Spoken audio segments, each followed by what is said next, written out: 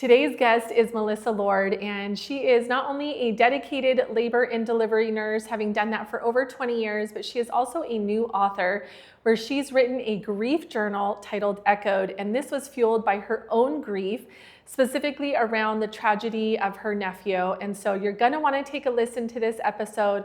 I hope you leave inspired and encouraged.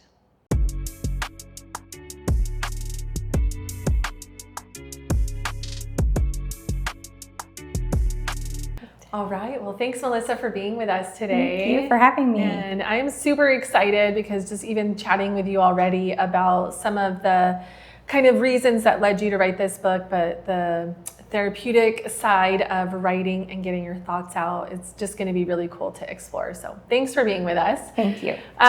We want to start with your story and kind of where did you grow up and how did you get to be, because not only are you now an author, you're a labor and delivery nurse. So tell us about yourself. Yeah, so I am an Arizona native. I know there's not many of us, but born and raised here. My mom's a native as well. So grew up primarily in the East Valley and grew up here, got married here, had 3 kids here, raised my family here. So it's all been That's interesting. Arizona. It's true. We don't hear that very often, although I do feel like we're hearing it more and more. Yeah, I agree. As yes. Gilbert is like There's more of growing us. and yeah. Yes. I remember 7 years ago Yeah. or so when I got my real estate license, they said that less than 25% of Arizonans are natives. Yeah, and it's probably actually less than that now, but So many transplants that come. But Yeah. It's a great place. Born and raised. Yes. a lot of Gilbert people stay here. Yeah.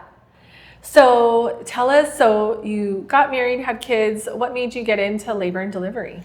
So I knew at a really young age that I remember in 4th grade saying, someday I'm going to deliver babies. And in high school, I actually went and volunteered at what used to be Valley Lutheran. It's now Banner Baywood, and volunteered in their labor and delivery department all through high school. Well, that's cool. Wow. And making sure that that's what I wanted to do. Yeah. And then after I had my first daughter, went to nursing school when she was 17 months old.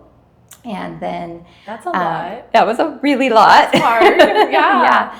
yeah. Nursing school school, isn't working easy. nights at the Yes. hospital, and having a 17-month-old. It was a blur, Yeah. but made it through. And then ended up getting hired on as a nurse externship as soon as I graduated. And I've been in labor and delivery for, it'll be 21 years now. What's That's an cool. what's an externship?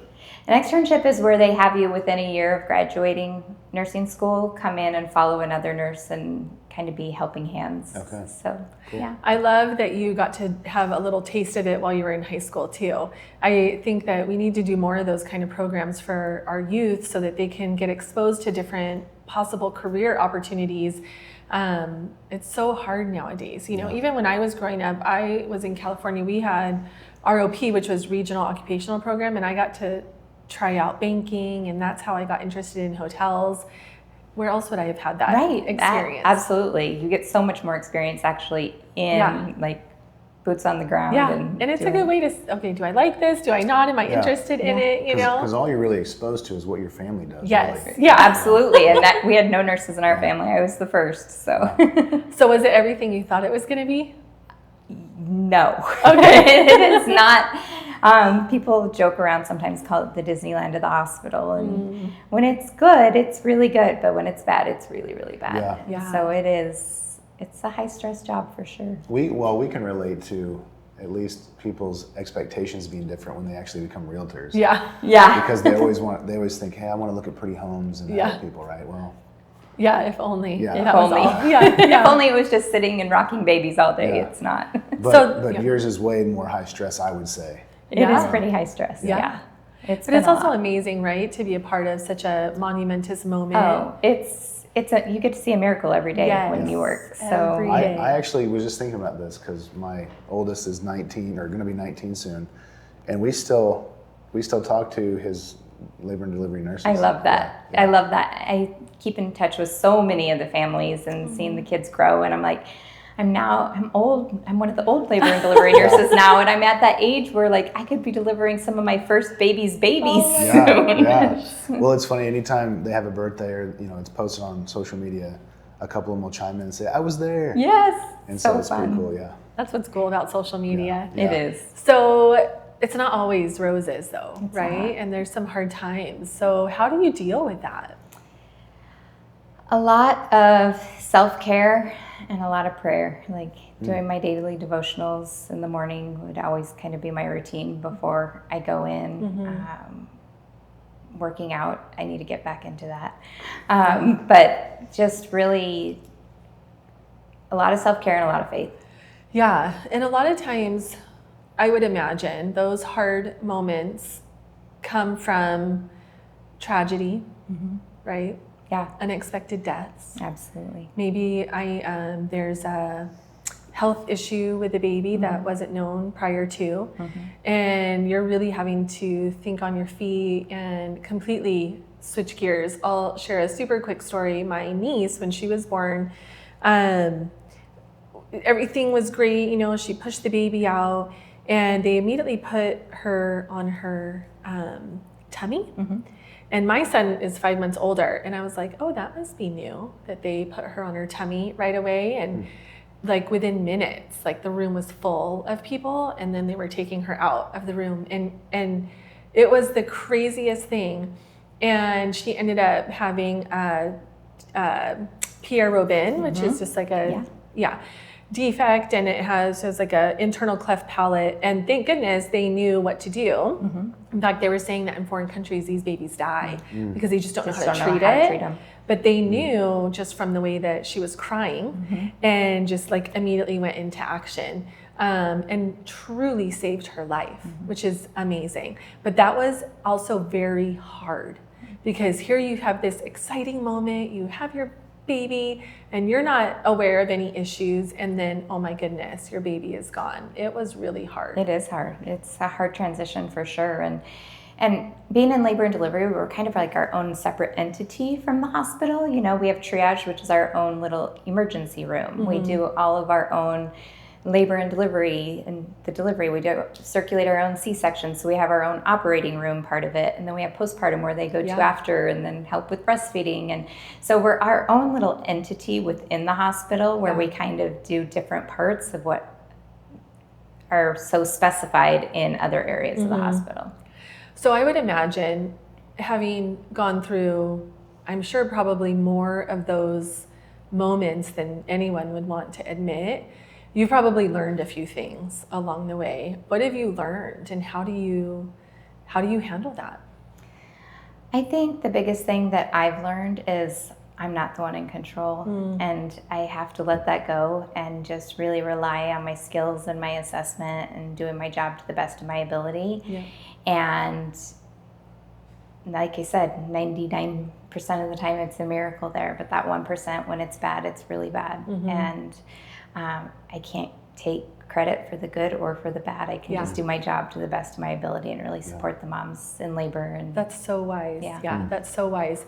Now, I would imagine that, and the only reason why I know this is because my husband's a firefighter, and so I know what he goes through, that you don't always just leave it at work.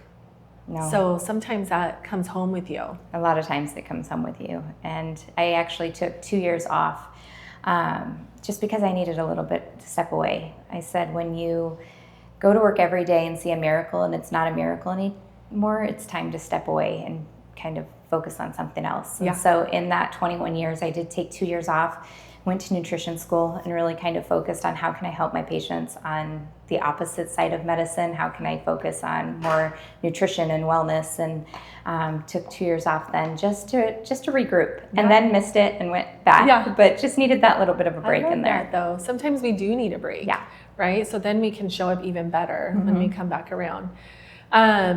You also have experienced tragedy in your personal life. Can you talk about that? Yeah, I've had a lot. Well, my therapist said, you're probably one of the people that has had more tragedy in your life than anybody I've ever known. Can we just sit on that for a moment? Because that's a lot. It's a lot. And for a therapist to say that. Okay. It's a lot. There's been, it started with, I had 3 grandparents pass away within 3 months of each other. And then my kid's uncle died unexpectedly when he was 38. I had a family member die from suicide And then I lost my nephew to murder in October of 2023. So That's a lot. grief, it's been a lot of grief, a lot, and nothing that anybody ever wants to go through, and life, I think, with grandparents and with things, you expect some aspects of grief in your life, but there's been a lot added onto that. Yeah. I think it's hard. I think so often when we go through tragedy, we want to make sense of it. We want to understand the why. And I think what's hard is there's more often than not no explanation that's going to justify or take that pain away. Yeah. Right? It's just one of the hard parts of living on this side of the world where we have to go through those hard times. And sometimes it doesn't make sense. Yeah.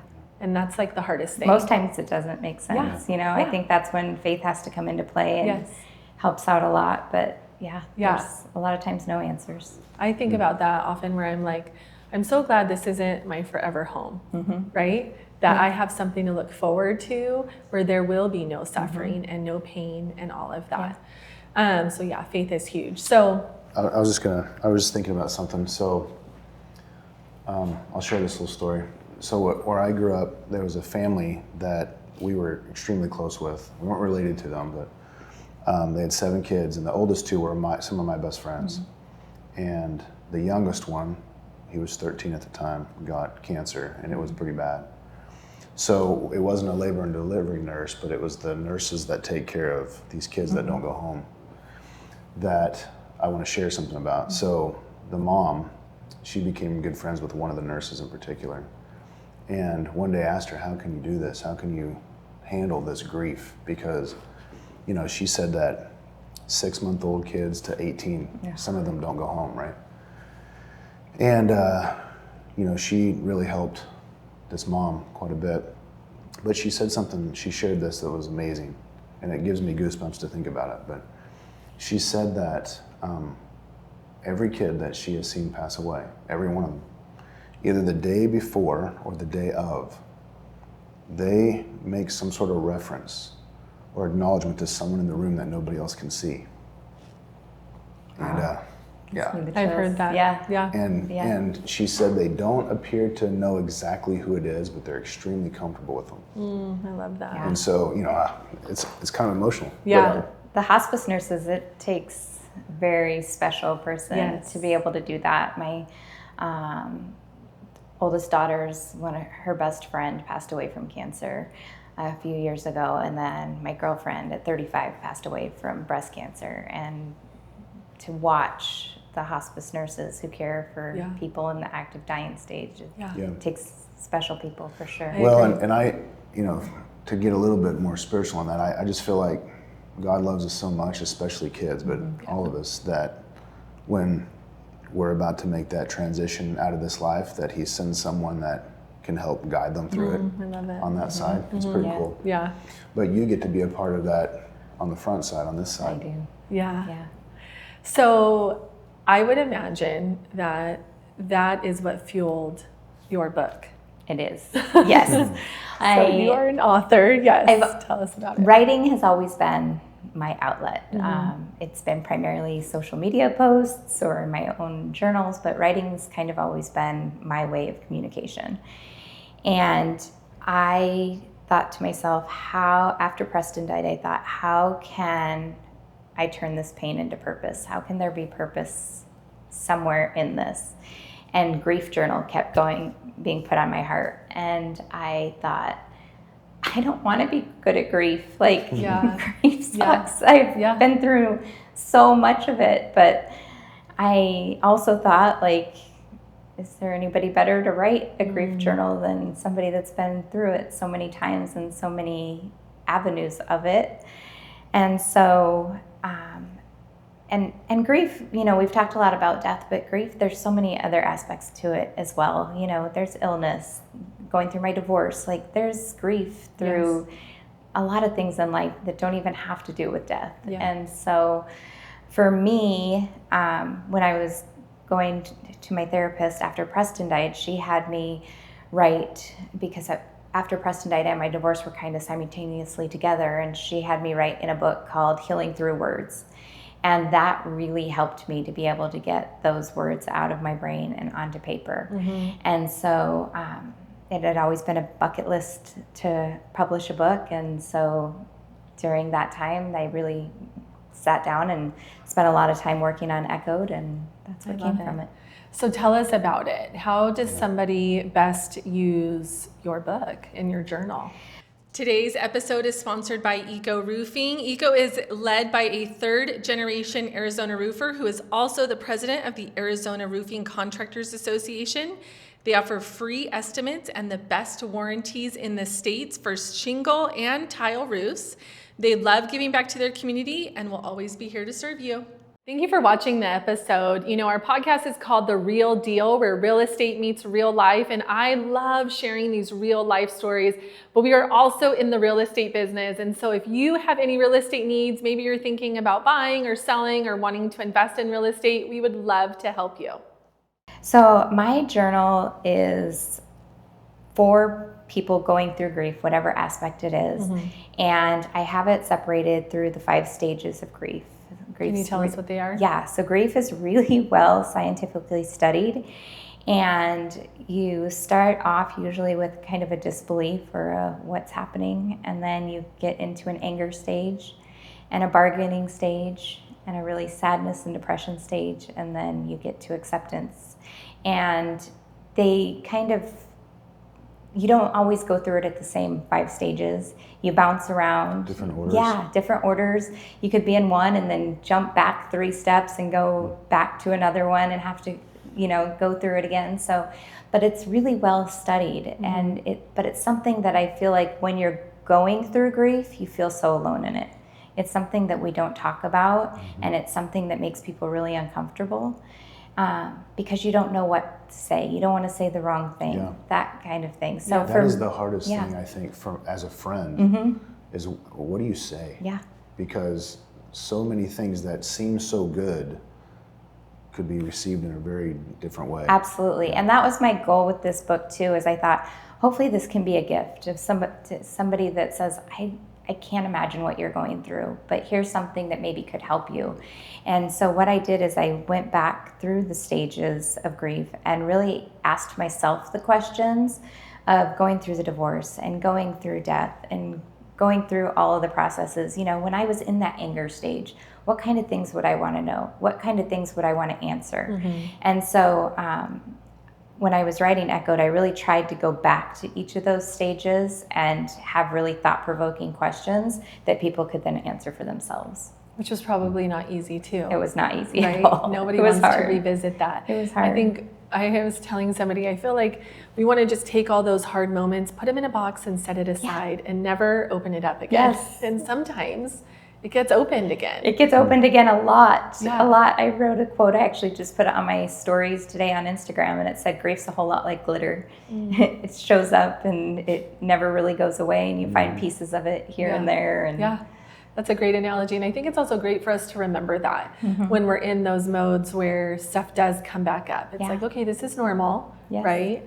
It's normal, but it hurts and it doesn't feel good. And so then you really try to shove it back down, and you really feel so alone when you're in it. Even though when Preston died, I have to say, like, the community there was the biggest outpouring of support for us. So never was I alone, but you feel so alone in it. For sure. During those times. And you really I had to retreat. I had to come into myself and work on myself and process through it, because nobody can do it for you. Yeah. I was just going to go back to the book. So in your book, you have a lot of space to write as part of the book, right? And we were talking off camera before we started that like you guys, express your thoughts and get it out of your mind through writing. I never do that. And I would imagine I'm not alone, right? Right. My stress relief, it seems to be more physical, but I feel like maybe it's something I need to do, right? It helps so much. Even if it's not just major trauma or intense grief, just to get those words out and to get them on paper and let them kind of be free and just be out there. Well, just in going back to the 5 stages of grief, I would have no idea about those until And I would imagine most people don't until Right. they go through it, and now they're receptive to learning about it. Yeah. How do you learn that stuff? For me, it was a lot of self-reflection and reading, doing a lot of research on it, but it wasn't during by any means. When you're in it, you're so self-absorbed in the hurt, and rightfully so, you're processing through it all. But afterwards, I really wanted, the more I researched it, I could go back and go, oh, that was the anger showing up. Okay, that was the bargaining stage when I was trying to. And so I really tried to put my own spin in the book on the 5 stages and really focus on what would I want to answer for myself during those times. So who should read this book? Who should use it and journal in it? Who's the right person for it? I feel like anybody going through any grief at all, whether it's an illness, whether it's a divorce, whether it's a death. I know my story is really hard to relate to. Most people don't ever think that a family member is going to be murdered the way that he was. So it's definitely not focused on that. It's focused on grief in general. Can I ask about that? Because Preston's case here was so public. It got national coverage. Yeah. How was that for you? It was really hard, but it was also a huge blessing. When the first couple days after it happened, there was news reporters showing up at our door. There were cameras outside of the house. It was a lot. And we were all in such shock of what had happened, and the story was unfolding, within those couple days of when he was in the hospital, and then once he passed away, that it was utter shock. Like we really had no idea what exactly had happened or what the story was until it kind of unfolded from there. But that being said, it was also the biggest blessing because the community showed up and rallied around us in such a huge way, and his name was out there and hasn't been forgotten. And so that was such a huge blessing on the other side of it. Can you, for those that don't know what we're talking about, give a little background on that? Yeah. So Preston was 16 years old. I actually got to deliver him. He was one of my deliveries.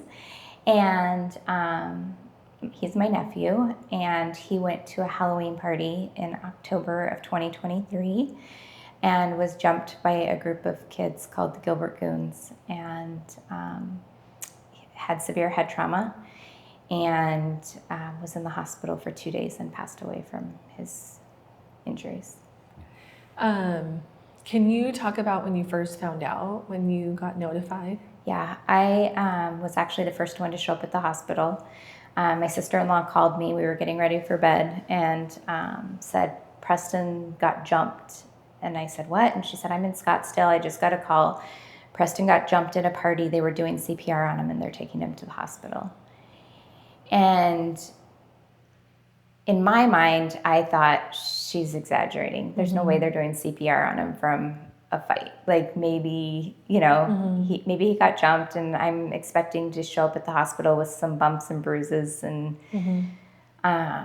but then she told me that they had taken him to Chandler Regional, and we live in Queen Creek. Yeah. And I knew that meant it's a trauma hospital. It's a trauma hospital. It's a lot more serious than some bumps and bruises. And so when I walked in the hospital and told them who I was, they immediately took me to a little side room with a couch and a chair, and just had me wait there. And I was by myself waiting for his mom and dad to get there.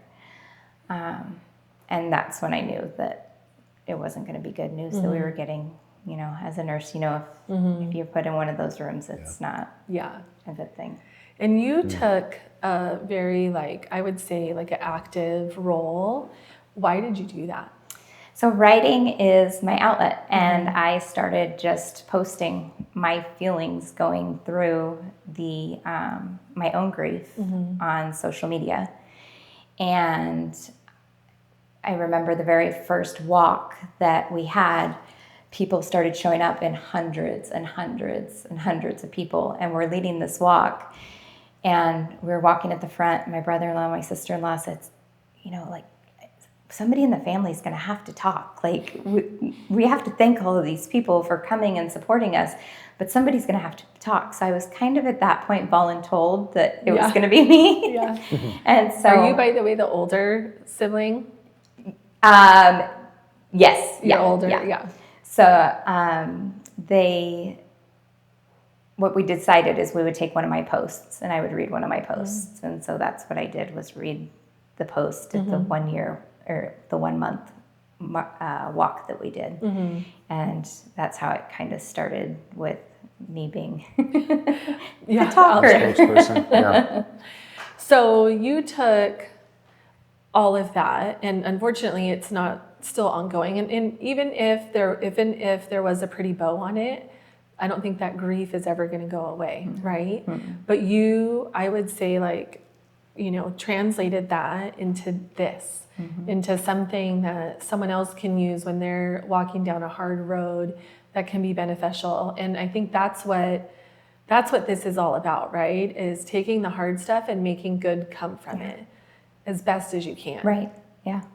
It would have been so easy to focus on the anger and focus on the sadness, and like, you just can't live a life that way. Yeah. I don't think. And so I really just had to focus on my own healing, and then what can I do to bring some purpose to it.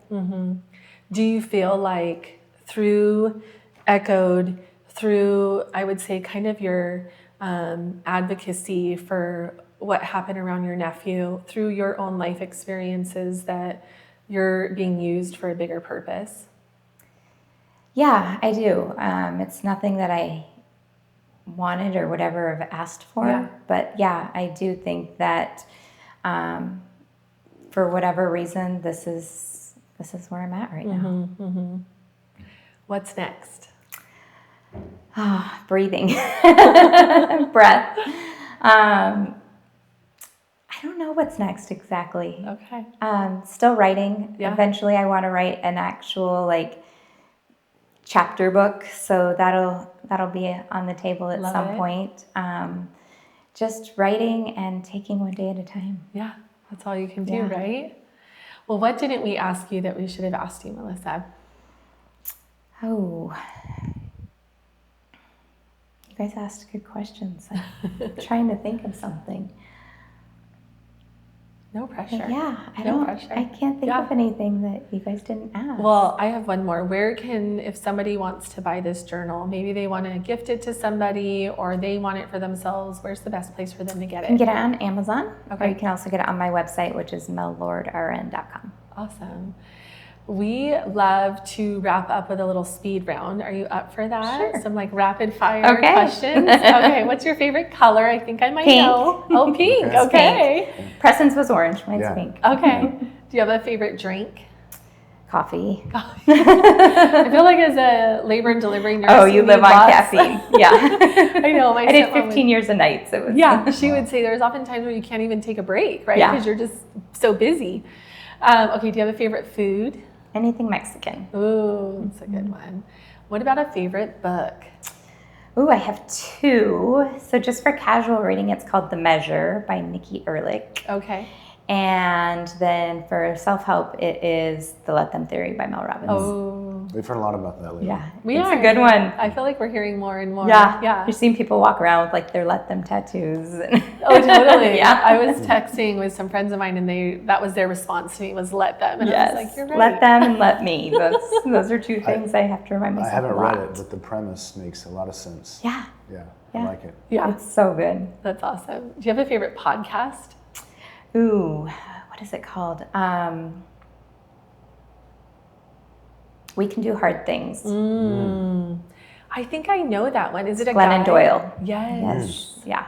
Okay. You can check that out. And then last but not least, what about a favorite vacation? Anything beach, Oh. primarily in Canada. Oh, I don't think we've had that answer Yeah. before. That's Yeah, awesome. we Where's went. your and- favorite place to go? Bowen Island and Squamish are the Oh. two. So it's where Virgin River was filmed. Love it. Even though Virgin River isn't a real place, you can actually Yeah. go where it was filmed, and it's I would the totally most do beautiful that. place I've ever been. It doesn't look real. No, on the it show, doesn't. So I would love to go there. Well, thank you so much for sharing with us and you. sharing your story and being like honest and vulnerable. And thank you for taking that passion and letting it fuel this. I'm excited because we get to walk with clients that go through hard stuff sometimes, right? And so we're always looking for things that we can gift them. And I'm excited. I think this would be a great gift for somebody going through a hard time. So thank you. Absolutely. Thank you guys for having me. Yeah. Thanks for listening to the Real Deal podcast. Be sure to like and subscribe, and you can follow us on social media at the Home Selling Team AZ.